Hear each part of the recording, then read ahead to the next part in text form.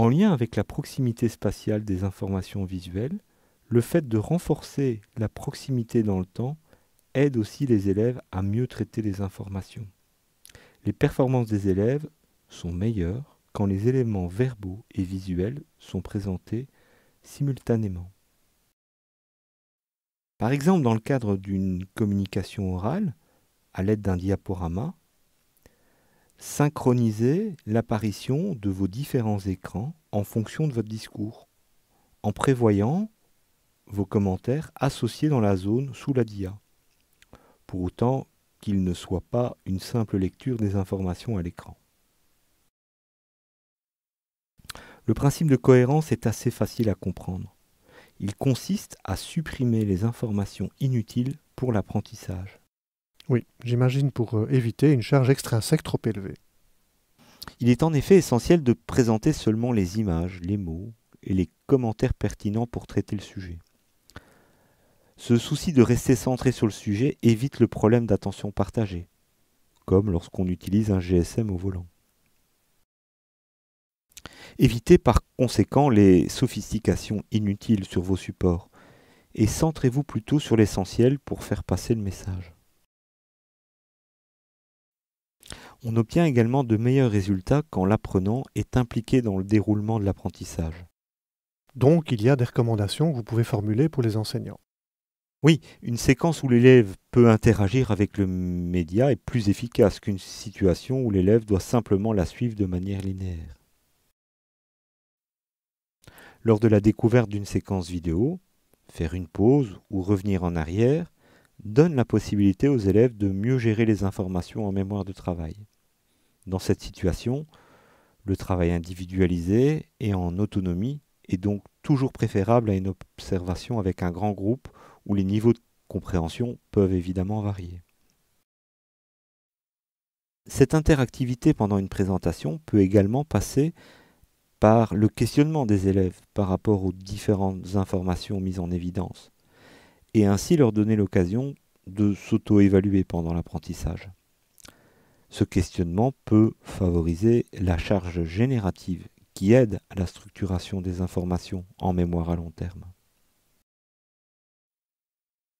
Meyer souligne aussi l'importance de la signalisation, qui repose sur l'idée que les informations qui sont mises en évidence sont mieux retenues que les autres.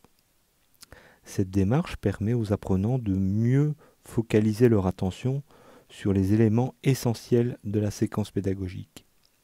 Elle peut être envisagée via le canal visuel ou par le canal auditif. Et qu'est-ce qu'on peut mettre en œuvre pour profiter de cet effet de signalisation? Pour appliquer ce principe, on peut, lors d'une présentation, manipuler un pointeur pour focaliser l'attention sur les points importants ou ajouter progressivement des éléments sur la dia. On peut par exemple proposer un diaporama incomplet qui stimule les apprenants à rester vigilants sur le plan cognitif. Dans un texte, on peut utiliser le gras, la structuration à l'aide de titres, de sous-titres, ou même un sommaire pour guider la lecture des élèves. L'ancrage peut être associé au principe de pré-entraînement. Il vaut toujours mieux communiquer aux apprenants des informations sur le contenu, par exemple une séquence vidéo, un support de présentation, avant la séquence d'apprentissage où le contenu sera abordé. Et pourquoi? Cette démarche renvoie en quelque sorte au concept de zone proximale de développement, formulé par Vygotsky, qui souligne l'importance de partir du déjà là de l'élève pour l'aider à construire de nouvelles connaissances. La pédagogie inversée est en lien avec cette idée. Elle peut favoriser l'ancrage en donnant accès aux élèves aux ressources avant le cours. Elle les amène à s'approprier le contenu au préalable et à se questionner avant de le traiter d'une manière différente lors du cours en présentiel. Et parfois, ce qui se déroulera en salle de classe fera la part belle à des compétences différentes, de plus haut niveau, comme l'analyse ou la synthèse, plutôt que de réciter des listes de mots. Enfin, la segmentation doit nous faire prendre conscience que les participants apprennent mieux lorsque le contenu pédagogique est distribué dans le temps. Ce qui veut dire... Cela signifie qu'il vaut mieux découper en plusieurs parties complémentaires plutôt que de prévoir un module conséquent d'informations. Par exemple, 3 fois 5 minutes plutôt que 15 minutes d'un coup. De nombreuses recherches montrent que l'attention chute naturellement au bout de 10 minutes. Comme vous le voyez sur le graphique, où la courbe décroissante met en avant un niveau d'attention élevé au départ qui s'affaiblit au fur et à mesure que le temps passe. Il est donc crucial d'éviter des présentations trop longues et de varier les modes d'apprentissage en alternant différentes stratégies pédagogiques complémentaires, comme le questionnement, les discussions.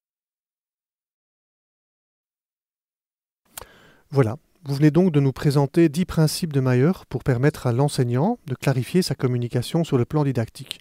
Une des questions, c'est est-ce qu'il faut respecter ces principes tout le temps ? Non, je ne crois pas. Cela dépend évidemment de la nature des informations à présenter et du contexte dans lequel elles sont mises en œuvre. Ce graphique présente par ordre croissant le niveau d'impact de chaque principe. On peut constater que tous les principes ont des effets importants. Prenons l'ancrage par exemple, avec une taille d'effet de 0,85.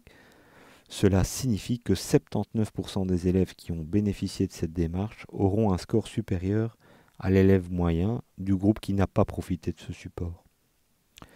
Quand on y regarde d'un peu plus près, on observe que c'est la complémentarité des médias, le partage du contrôle et la proximité temporelle qui entraînent les effets les plus importants.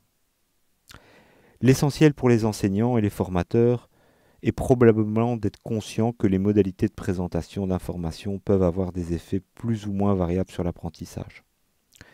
Dans une certaine mesure, cette prise de conscience peut aussi stimuler sa créativité pédagogique, mais aussi celle des élèves, en les amenant à concevoir des supports lors de projets où ils mettent en évidence la manière dont ils s'approprient les connaissances.